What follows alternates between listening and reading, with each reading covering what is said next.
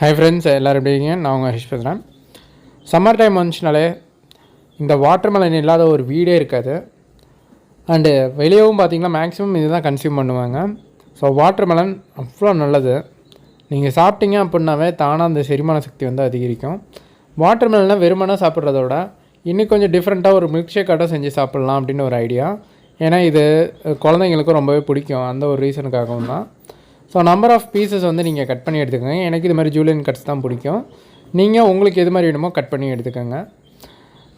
Just வந்து sabja seed எடுத்துக்கோங்க கொஞ்சோண்டு, ப்ளஸ் பாதாம் பிசின்னு ஊற வச்சு எடுத்துக்கோங்க. ரெண்டுமே நல்லா ஊறினதுக்கப்புறம் எடுத்துக்கோங்க, அதுவே நல்லாயிருக்கும்.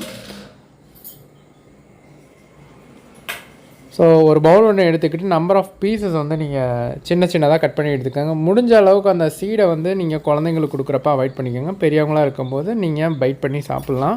ஏன்னா இதில் பொட்டாசியம், மெக்னீஷியம்னு சொல்லி பல மினரல் சத்து ரொம்பவே அதிகம். நீங்கள் எப்படி வந்துட்டு பல சீட்ஸை வந்து நீங்கள் கடித்து சாப்பிட்றீங்களோ அதே மாதிரி இதையும் நீங்கள் கடித்து சாப்பிட்லாம்.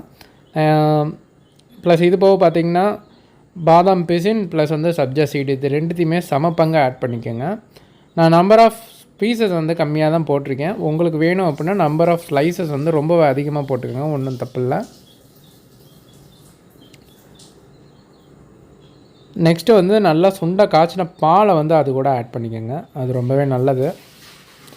மில்க் ஷேக்குக்கு தேவையான ரொம்ப முக்கியமான ஒரு பொருளாகவே வந்து மில்க் தான். அதனால் அதை நல்லாவே நீங்கள் ஆட் பண்ணிக்கோங்க, ரொம்பவே நல்லது. ப்ளஸ் இதை மிக்ஸி ஜாரில் வந்து நீங்கள் போட்டு ஸ்மாஷ் பண்ணாமல் டைரெக்டாக வந்து மத்துக்கட்டையில் வந்து நீங்கள் ஸ்மாஷ் பண்ணுங்கள்.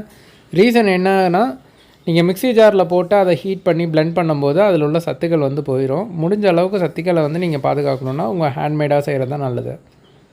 ஸோ நம்பர் ஆஃப் பீசஸ் இன்னும் ஆட் பண்ணிங்கன்னா இன்னுமே நல்லா பிங்கிஷாக வரும், பார்க்குறதுக்கு ரோஸ் மில்க் மாதிரியே இருக்கும்.